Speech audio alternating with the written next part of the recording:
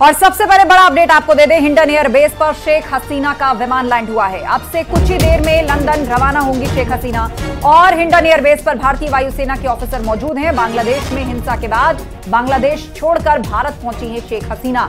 बांग्लादेश से सीधे उनका चॉपर उड़ा और सबसे पहले उसने त्रिपुरा के अगरतला में लैंड किया और उसके बाद अब से थोड़ी देर पहले गाजियाबाद के हिंडन एयरबेस पर लैंड किया है विमान शेख हसीना का। और खबर यह भी आ रही है कि अब से कुछ ही देर बाद वो लंदन रवाना हो जाएंगी। फिलहाल वो हिंडन एयरबेस पर है, उनका चॉपर भी वहीं है और साथ ही एयरफोर्स के ऑफिसर्स भी वहां पर मौजूद हैं। बांग्लादेश में हिंसा के बाद बांग्लादेश छोड़कर भारत पहुंची है शेख हसीना। आपको बता दें, बांग्लादेश की सेना ने उनको सिर्फ 45 मिनट का अल्टीमेटम दिया था और कहा था कि इस 45 मिनट में आप इस्तीफा दे दीजिए और साथ ही देश भी छोड़ दीजिए, जिसके बाद अब शेख हसीना भारत आई हैं। अमित राणा हमारे साथ फोन लाइन पर जुड़ गए हैं। अमित, अब से थोड़ी देर पहले हिंडन एयरबेस पर चॉपर लैंड हुआ है शेख हसीना का। यहां से आगे वो कहां जाएंगी? क्या सड़क मार्ग से पहुंचेंगी? क्योंकि खबर यह है कि यहां से वो लंदन जाएंगी।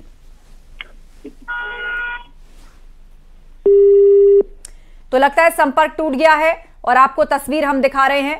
पहली तस्वीर आप देख रहे हैं हिंडन एयरबेस, जहां पर इस वक्त जो पहले से ही हाई सिक्योरिटी जोन है और शेख हसीना के विमान ने यहां पर लैंड किया है। इससे पहले त्रिपुरा के अगरतला में विमान लैंड किया था, जिसकी दूसरी तस्वीर आप देख पा रहे हैं। उनके साथ उनकी बहन भी है।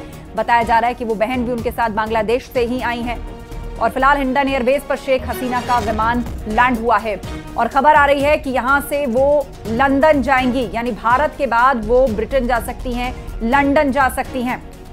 एयरफोर्स के ऑफिसर्स ने उन्हें हिंडन एयरबेस पर रिसीव किया है और कड़ी सुरक्षा में इस वक्त उनका चॉपर एयरफोर्स स्टेशन हिंडन के एयरबेस पर इस वक्त मौजूद है। शेख हसीना है और उनकी बहन उनके साथ है।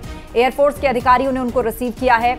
बांग्लादेश में हालात बेकाबू होते जा रहे हैं, हिंसा बढ़ती जा रही है, वहां मार्शल लॉ लगा दिया गया है। एक बार फिर से अमित राणा से बातचीत की कोशिश करते हैं। अमित, शेख हसीना की अगली मूवमेंट को लेकर कोई अपडेट है क्या? देखिए, मैं आपको बताना चाहूंगा, जिस तरीके से यहाँ पर आई थी शेख हसीना, उनका कहना ये था कि हाँ, जो हालात चल रहे हैं उसको लेकर हम कुछ करेंगे और उसके बाद भी। तो लगता है संपर्क टूट गया है अमित राणा का और एक बार फिर से अपडेट लेंगे अमित से, लेकिन आपको फिलहाल दो तस्वीरें दिखा रहे हैं। बांग्लादेश में जब हिंसा बेकाबू हुई, सेना ने 45 मिनट का समय शेख हसीना को दिया इस्तीफे और देश छोड़ने के लिए। उसके बाद सबसे पहले वो भारत में अगरतला आई और फिलहाल थोड़ी देर पहले गाजियाबाद के हिंडन एयरबेस पर लैंड हुई हैं।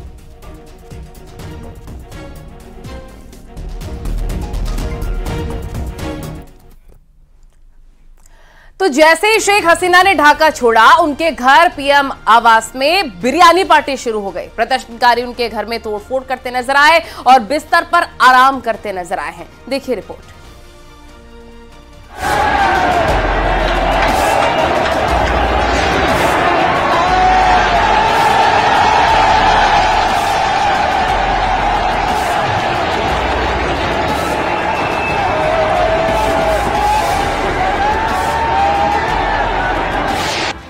इधर शेख हसीना ढाका छोड़ रही थी, उनका हेलीकॉप्टर उड़ान भर रहा था।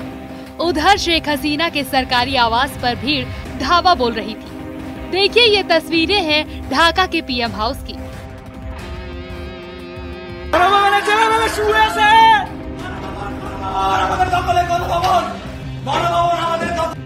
प्रदर्शनकारियों ने पीएम हाउस में जमकर तोड़फोड़ की।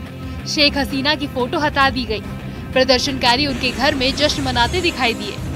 देखिए इन तस्वीरों को, ये वही पीएम आवास है जहां कई सालों तक शेख हसीना बतौर प्रधानमंत्री रही, लेकिन आज वही पीएम आवास में सब कुछ तितर बितर हो गया।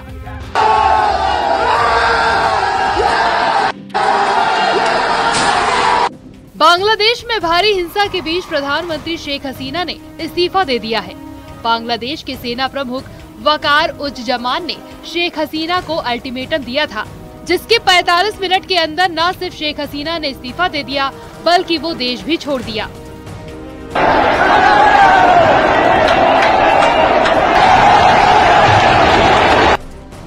पीएम शेख हसीना के इस्तीफे की मांग को लेकर बांग्लादेश में हिंसा हुई।